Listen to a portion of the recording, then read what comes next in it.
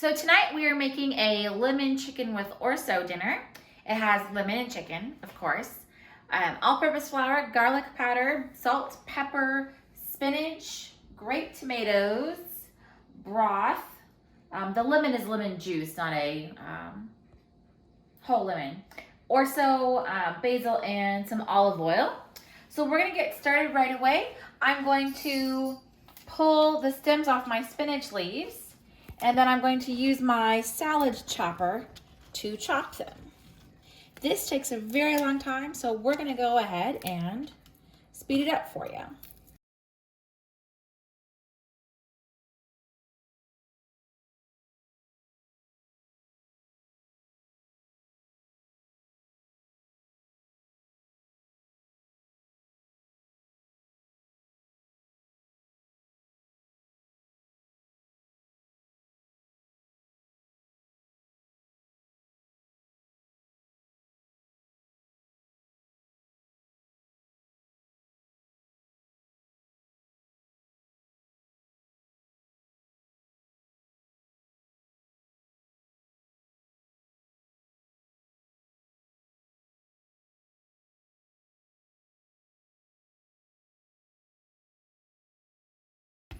All right, now we're gonna use our salad chopper. You can use kitchen shears or your hands just to rip it. You could use a produce knife. And we're just gonna cut these pieces into smaller pieces of spinach.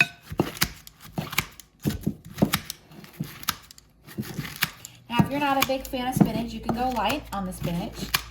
We like spinach in our house, makes us feel like Popeye.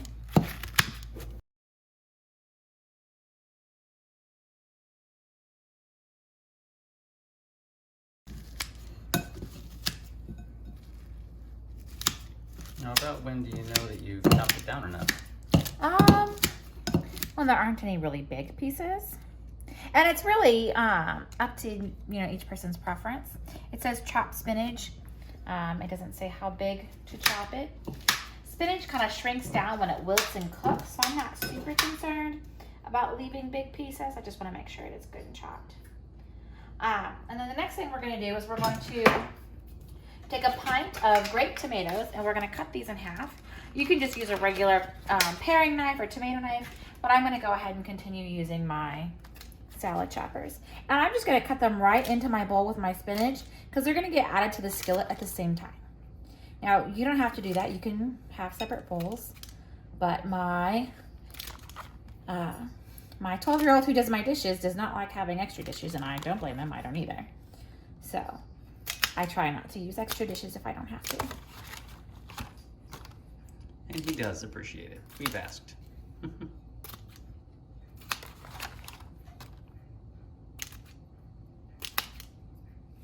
I feel like my forearm's getting a workout doing this.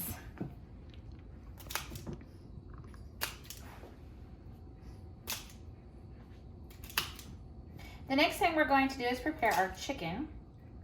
I'm going to mix into a bowl some garlic powder and flour. I'm going to cut my chicken into kind of large chunks. We're going to pound those chunks out with a meat mallet and then dredge them through the flour garlic powder mixture. So that's what's coming up next.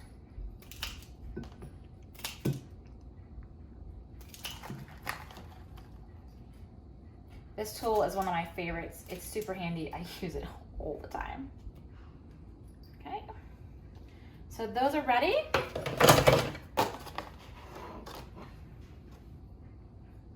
that off to the side.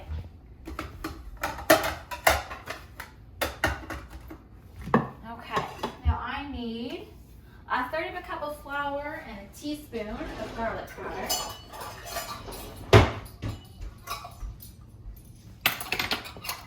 Now I am altering this recipe a little bit so that it fits our family. So I think I'm going to do a half a cup of flour, and I'll still do the teaspoon of garlic powder, but maybe not be too worried about it being accurately measured. all-purpose flour, not whole wheat flour. You probably could use whole wheat flour. I still prefer to use all-purpose flour for stuff like this.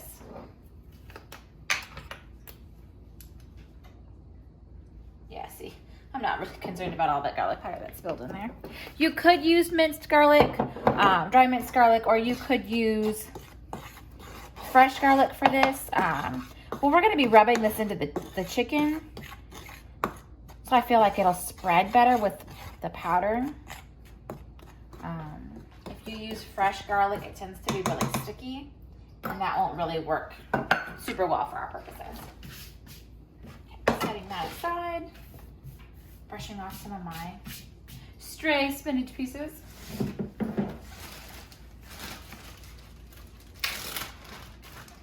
And then this is just random leftover chicken that I have from, oh, I don't have the knife I want, from other meals that we have had.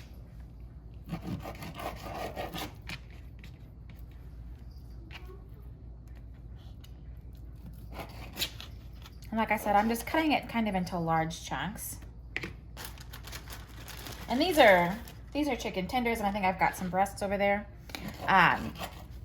You can use whichever you want. Breasts or tenders, either will work just fine.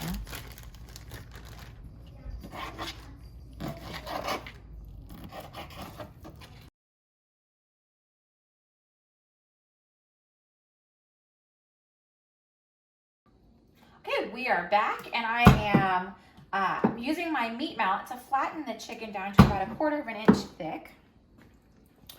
So basically 1 or 2 hits of the mallet, depending on how big you cut your chicken. Ooh, and where that meaty piece of chicken came from. That one kind of obliterated. That happens sometimes.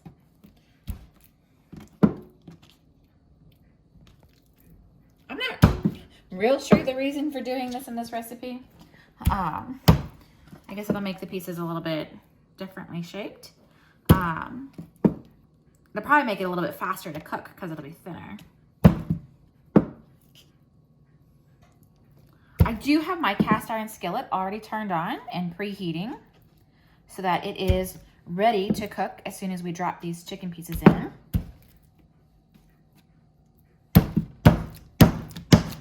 That's a thicker piece. Now that one needed it. Some of those just kind of disintegrate. Yeah, I think they're from the tenderloins. The tenderloins are a lot thinner. Yeah, they're tender. Yeah. Makes sense. Yeah.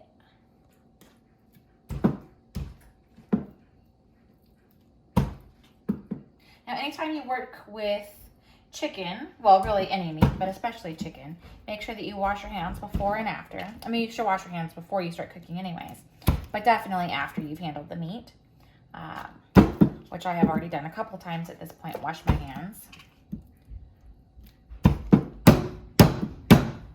And you'll feel it. You'll feel the need to. It feels gushy. I mean, I hope all of you would recognize when you wash your hands. Well, you never can tell. All right, chicken is ready.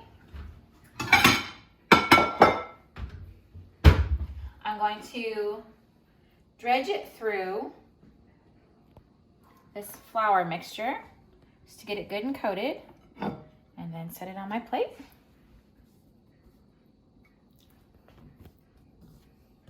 And then we're going to take it over to our skillet and start cooking. And if I have any mixture left over, I will take it over to the stovetop with me and just sprinkle it onto the chicken just to make sure it's all good and well coated.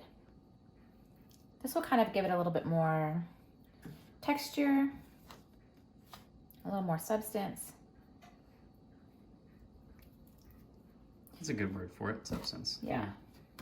And it kind of cooks differently. Now, you could, instead of putting the flour mixture into a bowl, you could put it into a Ziploc bag and dump all your chicken in, and then just shake it all up and pour it into your skillet from there. Kind of a shake and bake thing going on.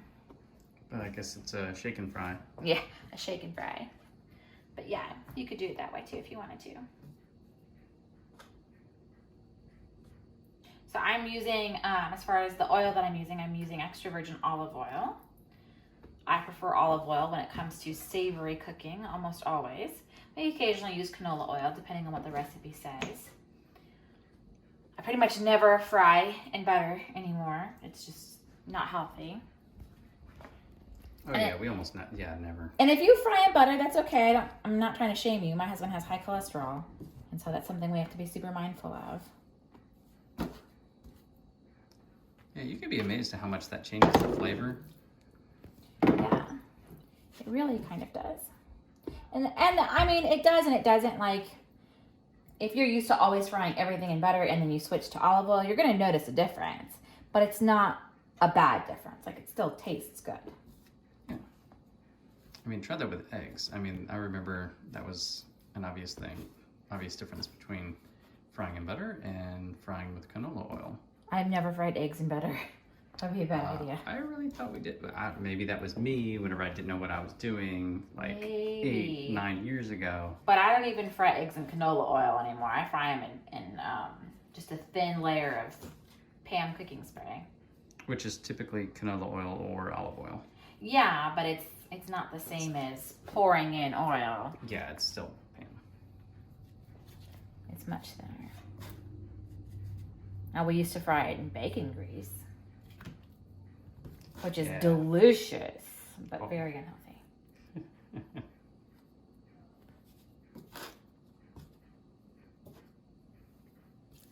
Almost done.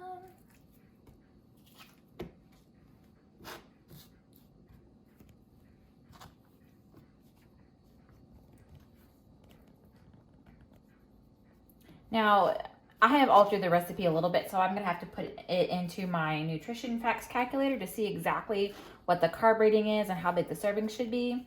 This says for 4 1 1/4 cup size servings, it'll be 43 grams of carbs. I have a feeling, so I'm stretching it out to 6 servings, but I'm using a whole bag of Orzo instead of just a portion of it. So it's gonna be more carbs. But I don't think it'll be so much more that it'll be outside of my carb limit. And if so, then I'll just change the portion sizes. So I will put that in the description of the video as to how many servings I ended up making with this. Okay. All right, so I just flicked some flour into the oil to see if it was ready to cook, and it definitely is. I am going to turn that up a little bit more and tilt this to cover a little bit better. And I'm doing it one-handed, which is not easy. This is a heavy skillet.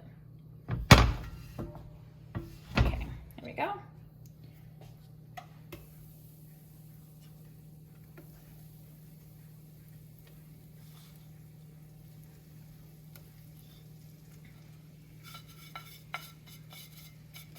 There we go. And I probably don't need the rest of that flour, but I'll save it just in case.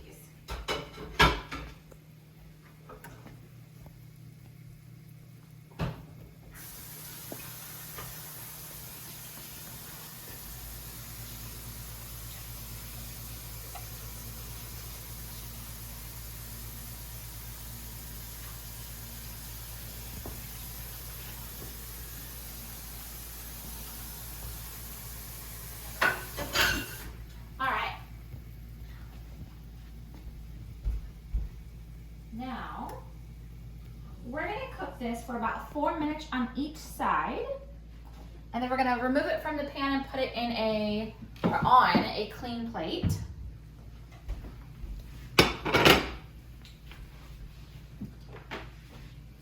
I'm just cleaning up a little bit while I listen to it sizzle. I'm going to come back with the salt and pepper because I have not added that yet.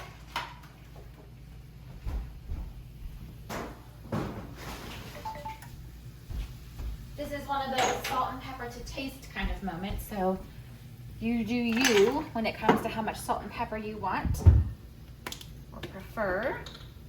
I'm going to turn that up a little bit more even.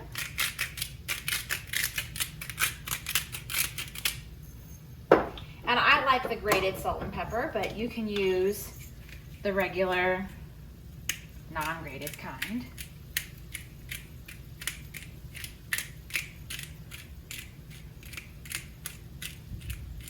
It's just what I prefer.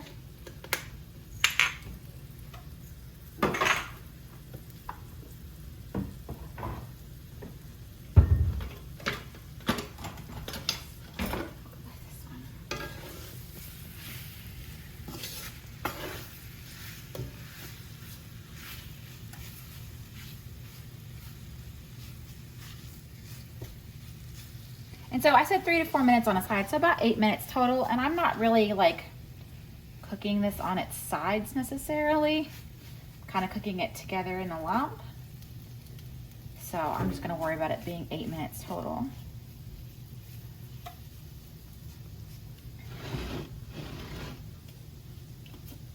All right.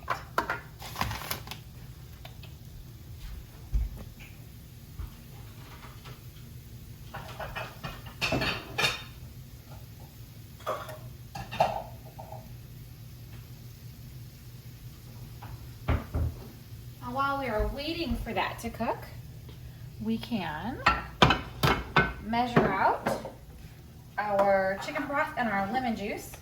We're going to use 2 cups of chicken broth. If you don't have chicken broth, you can use 2 cups water plus 2 cubes of chicken bouillon. If you don't have chicken bouillon, you can just use 2 cups of water.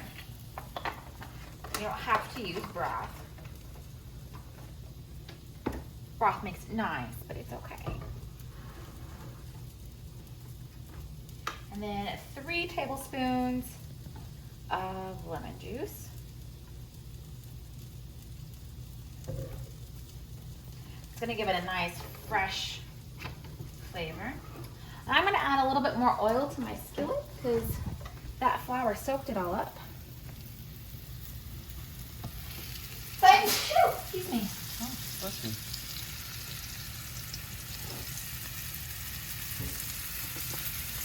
So one of the things about cooking is you need to be aware of what your food is doing and know when there's not necessarily a problem, but when it's not cooking the way you expect it to do, know what you need to do and how to fix it. And so, like noticing that you're kind of low on oil. Is that really a huge deal? Well, I mean, the chicken might stick and might over brown. So having enough oil to cook it in is important. And since we dredged this chicken in flour, it does tend to want to soak up that oil.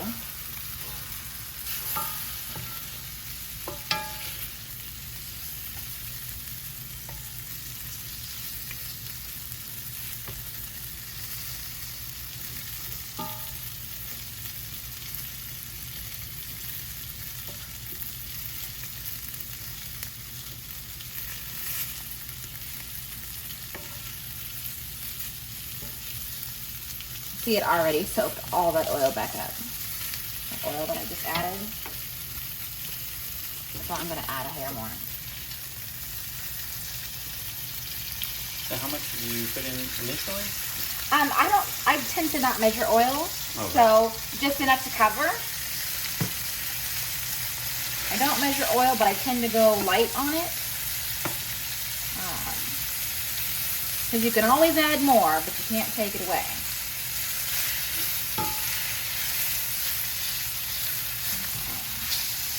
So basically the goal is not necessarily the length of time you're cooking, but what your chicken looks like, and it needs to be cooked all the way through. We are not just cooking it partially in this recipe. We want it all the way cooked.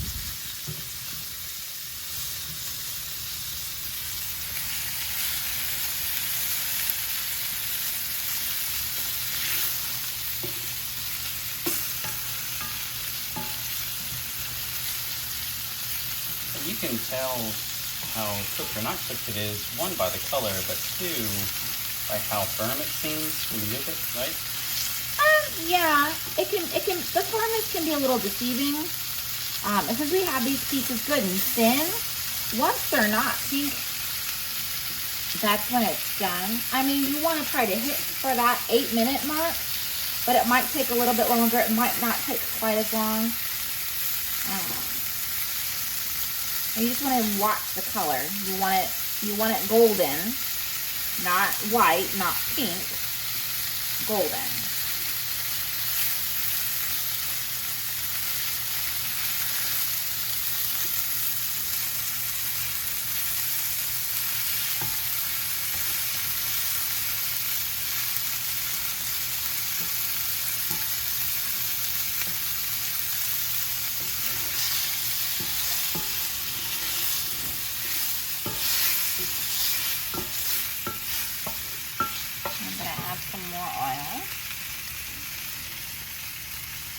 Look at how well you balance that spatula.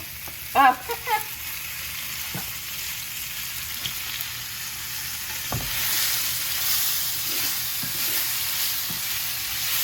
So I'm kind of cooking this in like a stir-fry method, and then I'm stirring it while frying it and not just letting it sit.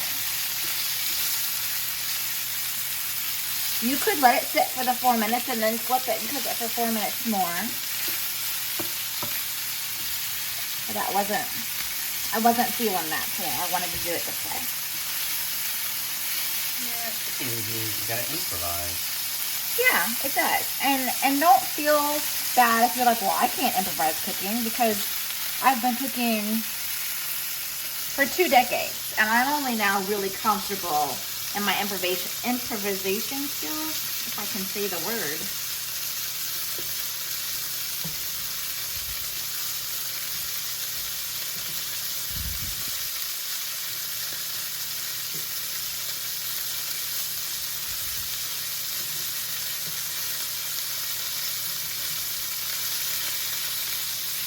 So the flour did make the chicken get kind of like puffy and crinkly. So it doesn't look like just regular fried chicken. Not like, or grilled chicken. Because it's not breaded, so it's not fried chicken. But it's not grilled either, because we put that flour on it. So it's got a little bit of a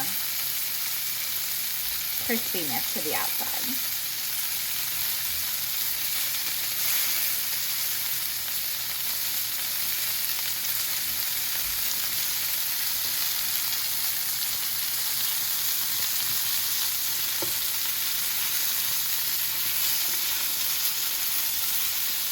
You can see my chicken is starting to get golden.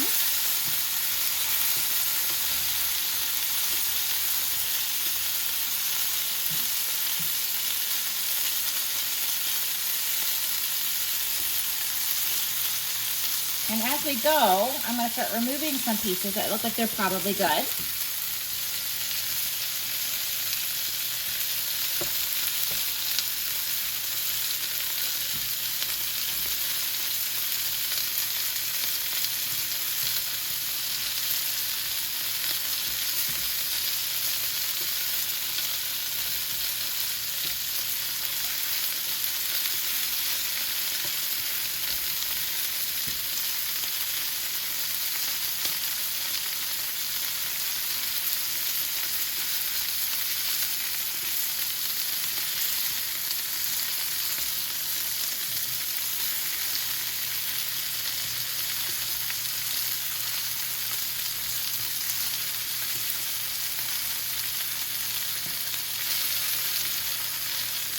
The next step is we're going to add the chicken broth. Now you can take some time to wipe out the chicken bits or any excess oil you might have in here, but we don't really have any of that, as we've had to add oil so much that I'm not going to worry about wiping this out or cleaning up some of the chicken. I'm going to leave it.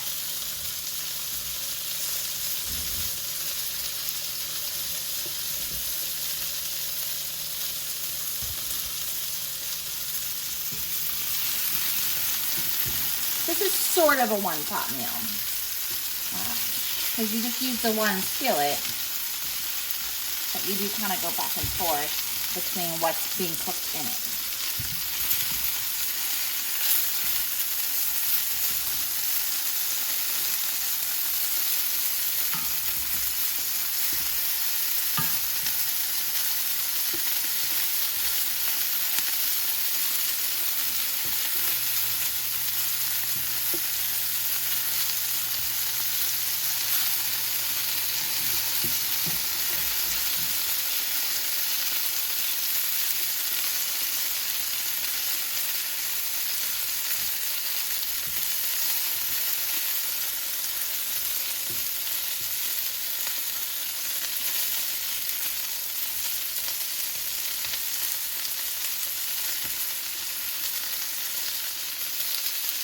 Now, if you use your fingers like I am, make sure they're clean fingers. And also be careful because this is getting hot. You don't want to burn yourself. Kitchen rule number 2, don't burn yourself. Kitchen rule number 1, always be prepared. You're a Boy Scout. Be prepared and don't burn yourself. If you do burn yourself, you're prepared because of rule number 1, right? So if you do burn yourself, always run it under, whatever you burned, run it under cold water, like super duper cold water, immediately. That'll get a bunch of the heat out. And then treat it with aloe or a burn ointment, whatever you've got handy. Make sure you've got some handy and that you keep it, not just in your medicine cabinet in the bathroom, but keep some of that burn cream in your kitchen because that's where you're most likely to get burned. You don't want to have to run across the house looking for it. Keep it handy.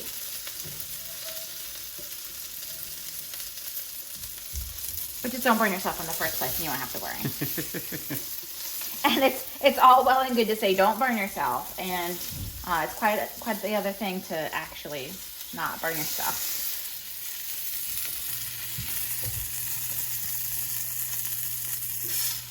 All right, so there is all of our cooked chicken. Now we're gonna add the chicken broth. Kind of carefully and slowly to see all that steam. And steam burns are the worst burns, so avoid that.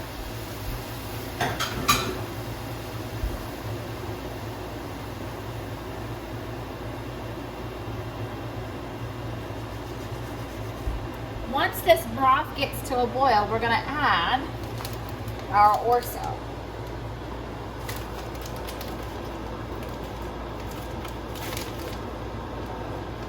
Covered in flour. So this is a 1 pound bag of orzo. The recipe says to only use 1 1/4 cup, but that's to serve 4 people. And I just didn't feel like that was enough. Now I didn't alter the broth, like the amount of broth very much.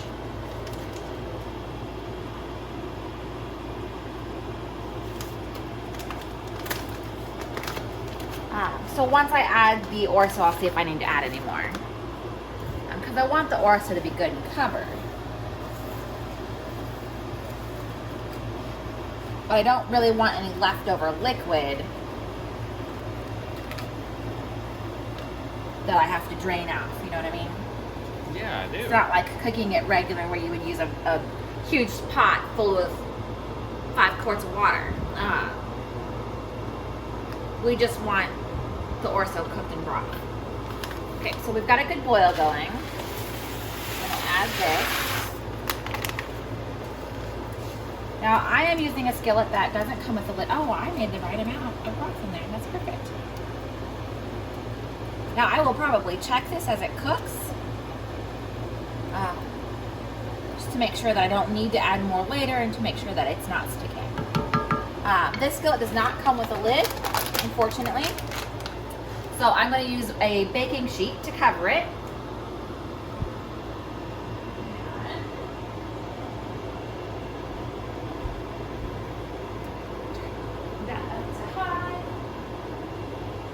Okay, we're going to return it to a boil. Once it's there, once it's fully boiling, I will reduce the heat to like 4 and put my baking sheet over the top to cook it for 8 minutes.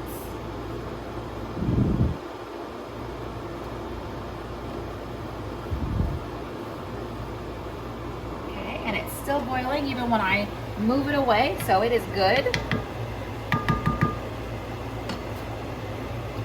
Down to 4. Easy here.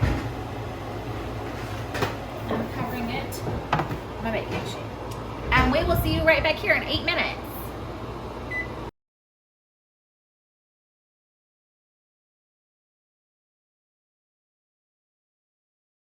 All right, I am ready to get back to cooking.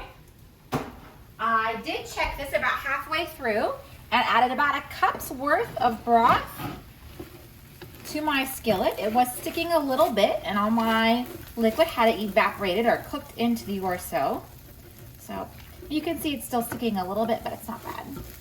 And it kind of comes up pretty well. So my orzo is ready. And just right. It doesn't have any of that standing broth, and it's nice and full. Nope, it's all soaked up. Yep, it is good. And because I cooked it in the skillet without wiping it out first, it's got some of the chicken drippings in it. And so I think it's even yummier that way. Okay, so now I'm gonna add my spinach and tomatoes that we chopped up earlier. Oh, and there's some leaves that didn't get chopped. What do you know?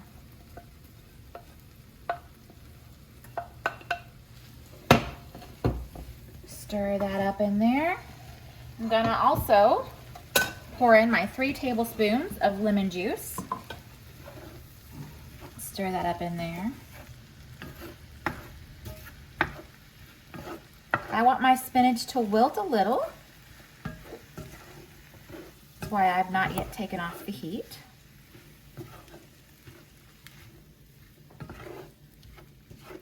This is probably heavy on the spinach. I probably put more than I should have. It'll be good though. Honestly, the spinach meals are really good. Oh yes, and spinach and tomatoes go fantastic together. Like this is probably the 3rd or 4th recipe that I cook regularly that has spinach and tomatoes. So good. And the lemon too. I have a steak recipe, that I haven't made in a really long time. That's a pan-seared steak with lemon and then spinach and tomatoes with it. It's so good. So those 3 flavors go really well together. All right, now we're going to add the chicken in.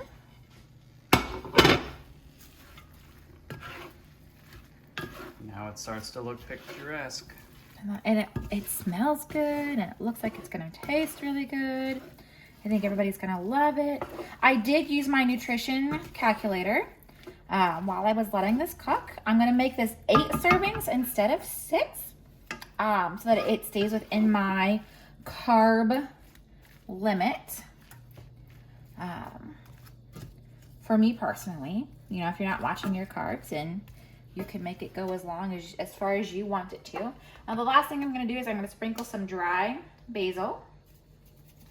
Now you can use fresh basil that you have chopped. It's gonna make it really green in addition to the spinach if you do that, and that's okay. My little guy will probably ask to top this with Parmesan because he loves Parmesan, and that'll probably be really good, to be honest. I think really in general this would be good with just about anything. You could definitely serve it with some garlic bread. I'm just trying to figure out what my serving size is going to be. That looks like about an 1/8 right there.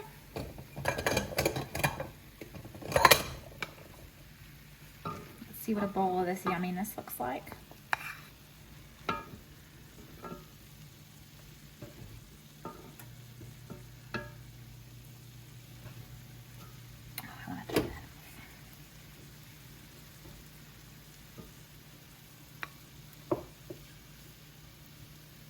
Now, if I eat this and I decide, I'm still pretty hungry, I can come back and get another piece of chicken or 2 to add to my bowl.